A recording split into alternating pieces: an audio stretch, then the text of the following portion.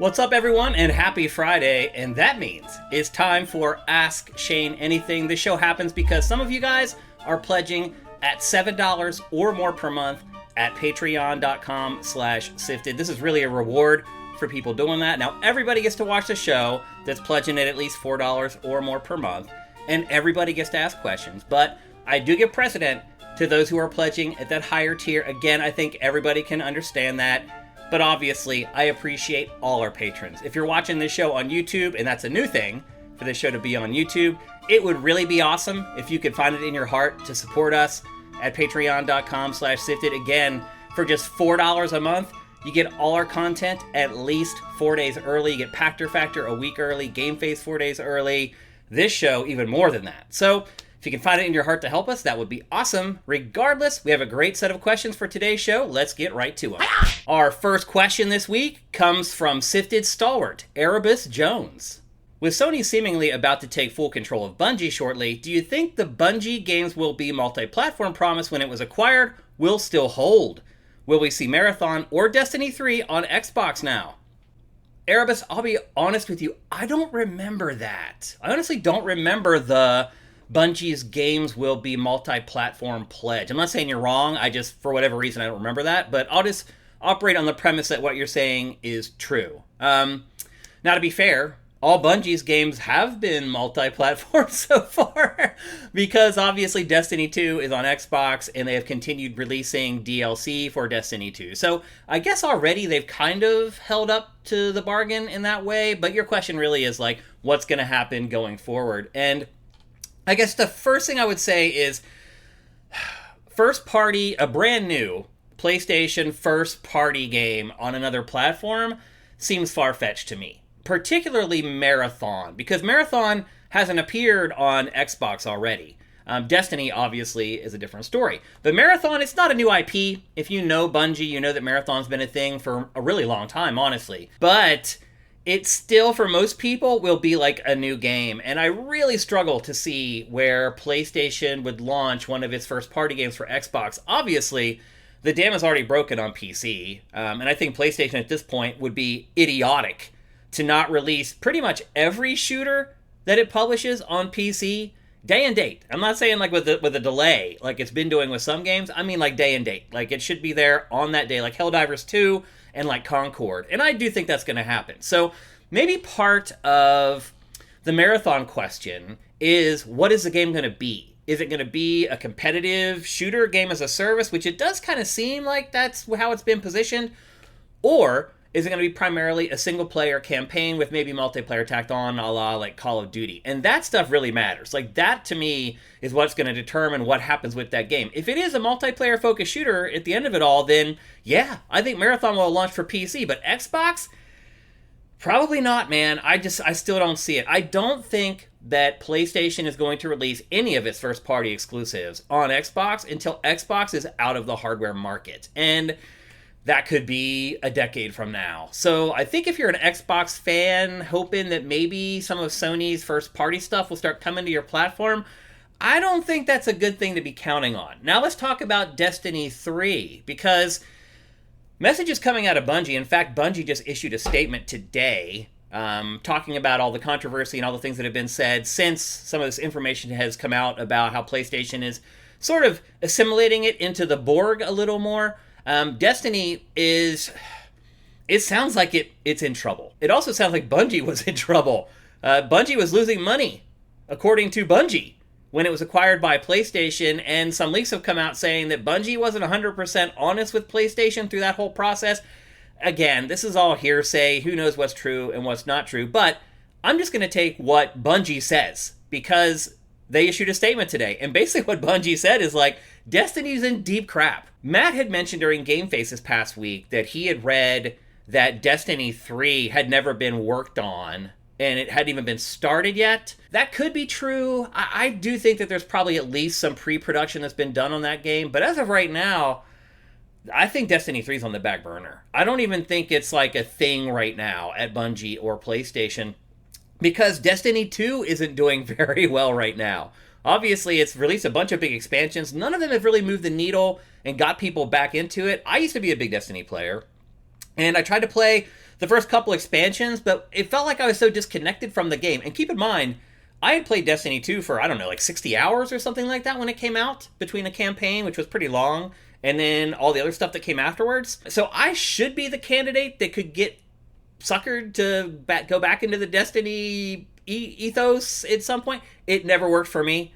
And so my guess is it probably hasn't worked for a lot of other people. So it really feels like the Destiny franchise in general is kind of on the ropes. Again, PlayStation has already announced that, like, how they've been doing things with Destiny 2, it's going to change. So my guess is they'll make a bunch of changes to Destiny 2. They'll see how they do and see if they actually work or if they resonate or if it keeps the numbers from going down. And maybe if they can at least create a plateau for the players for Destiny 2, then maybe you start seeing Bungie and PlayStation start seriously thinking about Destiny 3. But as of right now, like, I wouldn't even count on Destiny 3 being a thing. So I guess to answer your questions overall, I think what we're seeing right now for the most part is going to remain status quo. I think you're going to see the games as a service stuff launch for both PS5, maybe PS4, and PC day and date. And as of right now, I don't think there's any chance of first-party stuff appearing on Xbox again until Microsoft exits the hardware market. And Microsoft has already said it's working on its next console. It's going to be bigger and better than anything they've ever made, blah, blah, blah. Bottom line is Microsoft and Xbox have said there's going to be another Xbox. So from now, that's 10 years. Because Series X is probably going to last another 3 years. And then that next console will probably last another 7. That gets us out to a decade. So, unfortunately, if you're an Xbox fan or you only own an Xbox Series X and you're counting on playing some of those first-party PlayStation games, I would not hold my breath. Okay, next up, we have a question from Geno Mike 1. Hi, Shane. How are you doing, my friend? Geno Mike, thank you for asking. You were the person who asked me a few episodes ago what question nobody ever asked me, and it was like, how are you doing? And you just asked me how I'm doing. I'm doing pretty good, man. Like, again, as I said on Game Face, I feel fortunate to be able to still be doing this, particularly after all the closures and the Game Informer stuff. And also, by the way, I don't know if you guys saw this, but this is insane. IGN's parent company, Ziff Davis, just bought CNET. So everything just kind of came full circle for me. My first job in the industry was working at GameSpot, my first real job. And that was, at the time, was owned by ZDNet, Ziff Davis Net. And not too long after I started there, it was purchased. GameSpot was purchased by CNET. And then I worked there under CNET for a while before I left. And now everything's coming full circle. And Ziff Davis owns the old parent company of GameSpot. Now, GameSpot, I don't believe, is a part of that anymore. So it's not like IGN now owns GameSpot, but still everything's come full circle. Anyway, back to your question, how I'm doing. I'm very thankful. Even though I'm not making hardly any money or whatever, I am mostly happy, and I'm very lucky to be able to do this. I'm lucky to have an awesome wife who loves me. I have a lot of things to be thankful for. So I guess that's the way I put it. Now for the rest of your question. Been watching some Olympics, and it made me wonder if you have any interest in the Olympics. What's your Olympic sport of choice? Any sport you think should not be in the Olympics? Any that you think should be included? Breakdancing has been added this year, and after some YouTubing, I am surprisingly interested in it. Old clips of B-Boy Jr. are impressive. Okay, so I'm going to narrow this response down to just the Summer Olympics instead of the Summer Olympics and the Winter Olympics, because obviously it's the Summer Olympics that are happening right now. I love the Olympics. I really do. I don't have a lot of time to watch them. I wish I had more time to watch. I get done with work usually around 8:30 Pacific, and that gives me like a 2 or 3 hour window to really do stuff before I need to go to bed or whatever. So I haven't been able to watch as much as I have wanted to, but I just got to say, watching these Olympics, it really makes me feel proud to be an American. Because, and I realize people watching this, you people are all around the world, and I'm sure you feel the same way when one of your athletes win, but it fills me with a sense of pride. And I'll be honest with you, it's been really hard to find that as an American. I feel like over the last 8 years, so much crazy stuff has been happening in this country. And obviously there's been Olympics during that time, but the last Olympics, the Summer Olympics, were during COVID, and that was all kind of weird.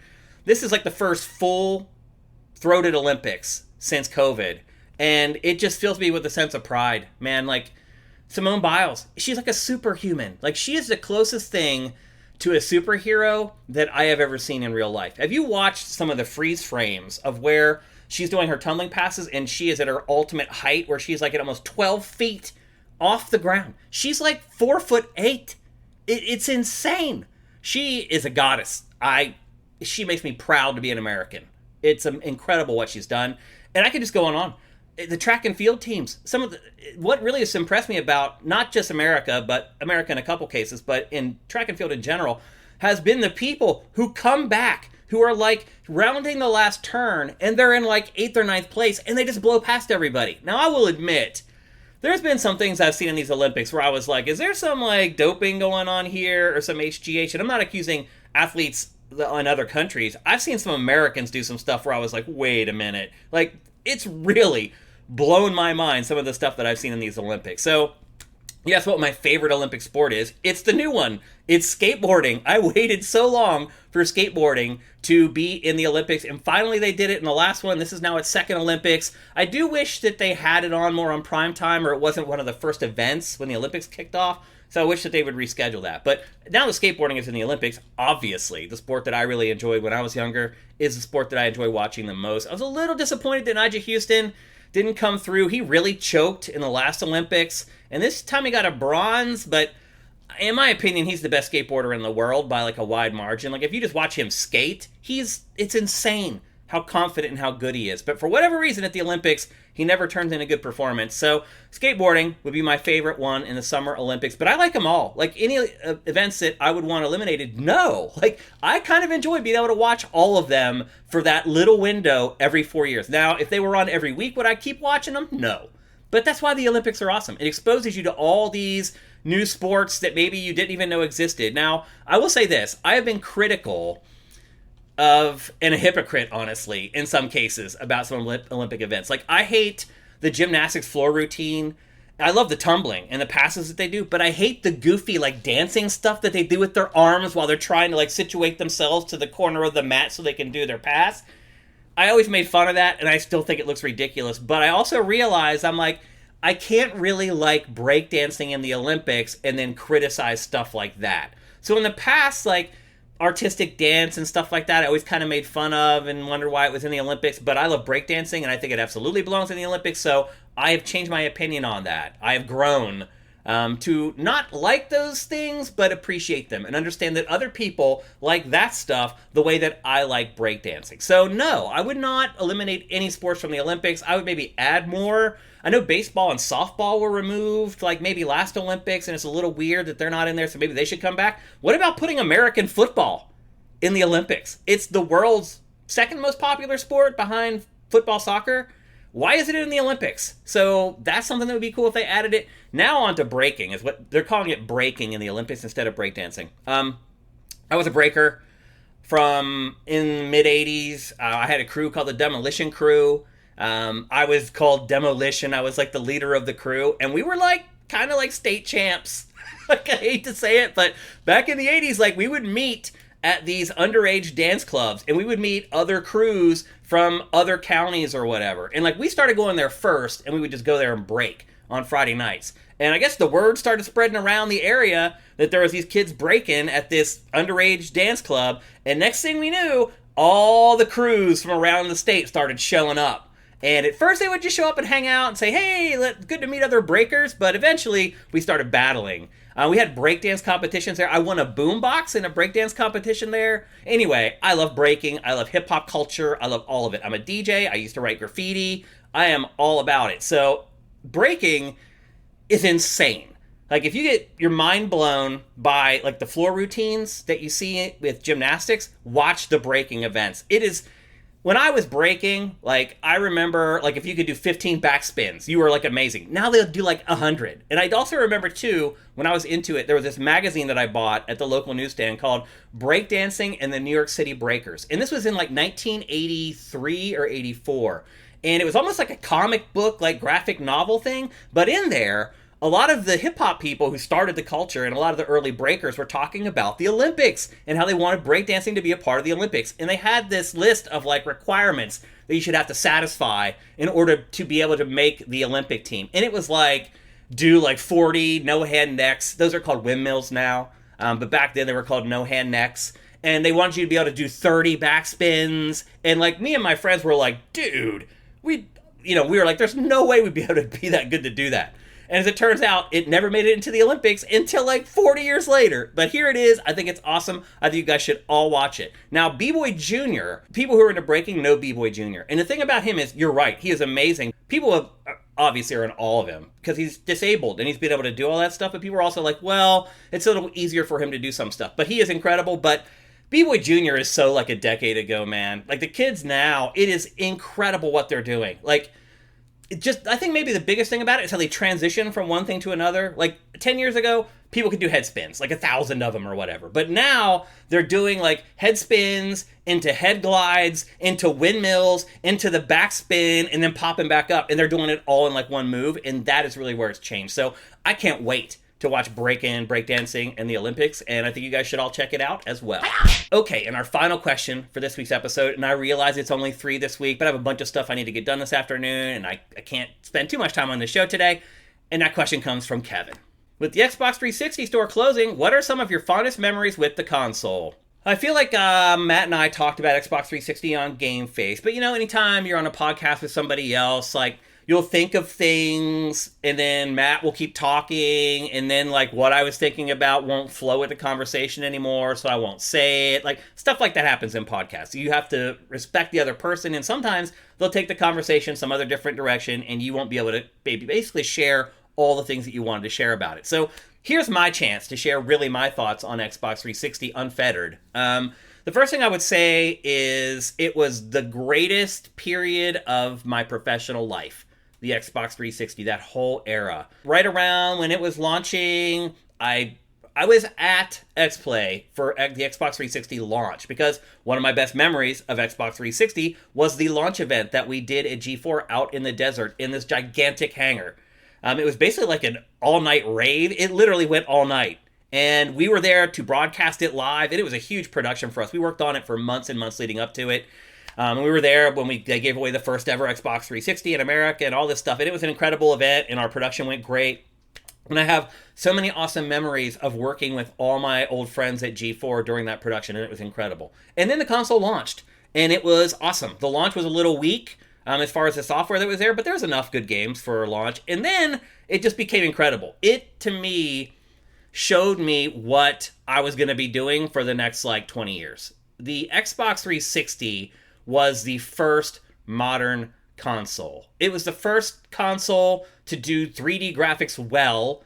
Obviously, with the PlayStation 3, developers really struggled with it. Developers got right up to speed on Xbox 360 and were making excellent-looking 3D games. It really showed for the first time, hey, look, that's bump mapping. And, all these modern graphical tricks were shown for the first time. They're obviously far better implemented now than they were back then. But we got to see what the future of games were going to look like and play like. That's also where 3D games really evolved into really what hasn't changed since. Let's be honest, most video games still play exactly the same as they did in the Xbox 360 era. And then, maybe most importantly, it was Xbox Live. Obviously, Xbox One had Xbox Live, but it was only for a few games. Xbox 360 integrated that online environment into everything. Having, being able to chat, even if you weren't even playing a game, being able to chat. One thing that I really miss that the Xbox 360 did was it would hook into your local network, and it would stream music from your PC. And then you could create your own soundtracks from your own music to play while you played games or did anything else on the console. I have no idea why that's gone away. It's a Windows machine. Windows does that organically. Just last night I was thinking about this. I'm I'd really like to listen to my music while I'm playing Rocket League instead of some other music that they're giving me. I don't know why that went away. But anyway, it started everything. If you talk about anything that's happening now in gaming, you can almost always trace it back to the Xbox 360. Even just its dashboard with the blades. I still miss that. All these other interfaces they're giving us are so just jumbled and confusing. The blades work. They always worked. So the Xbox 360 solved so many questions. Some that we had and some we didn't even know that we had. Playing shooters on Xbox Live just changed everything. Now, granted, I was always a PC player. I played Star Siege Tribes for literally hundreds of hours. So it wasn't online shooters were a new thing for me, but it was a new thing for everybody else. I was finally able to play with my friends online instead of just random people who I didn't know. Like, they all got Xbox 360s, and suddenly I'm playing like Ghost Recon with one of my best bros in Philly. Like, that was all a huge paradigm shift. Now, talking about the games, there's so many franchises that were birthed in that Xbox 360 era that are still going today, and I still have an affinity for them. Halo 3 obviously was a gigantic game, maybe the biggest shooter launch ever. There's just so many great memories around Xbox 360. It really is a shame what has happened to Microsoft since then, because let's be honest, it really hasn't hit that peak since. So I have so many fond memories of Xbox 360. In a lot of ways, it may be my favorite console of all time. It definitely has, personally, I have probably the biggest library I own is for Xbox 360. Now, I did just this week go and pull out all the sports games from my Xbox 360 collection, and I have like 40 sports games, and like none of them are worth anything. And I'm like, should I throw them away? I don't know what to do with them. But anyway, I love the Xbox 360. I loved it. I still love it. And I believe it was one of the greatest consoles of all time. Okay, that's it for this edition of Ask Shane Anything. NFL preseason is here this weekend. Your favorite team is probably playing. Steelers are playing today, actually. I don't know if I'll get to watch it, though, because I got a bunch of stuff to do. But anyway, NFL season's almost here. Hopefully you're excited for it, as I am. It seemed like the offseason went by in the blink of an eye. The NFL's very good at making sure there's something happening pretty consistently, so you never completely disengage from their league. But anyway, I hope you guys have a great weekend, filled with great games. We'll see you for Game Face on Tuesday. And again, if you're watching this show on YouTube, please think about supporting us. We could really use the help. Go to patreon.com/sifted. You just pledge $4 and you get all our content way early. If you really like this show and you want to make sure this show keeps going, make sure you pledge at that $7 or more per month tier. So thanks again. We'll see you guys for Game Face on Tuesday.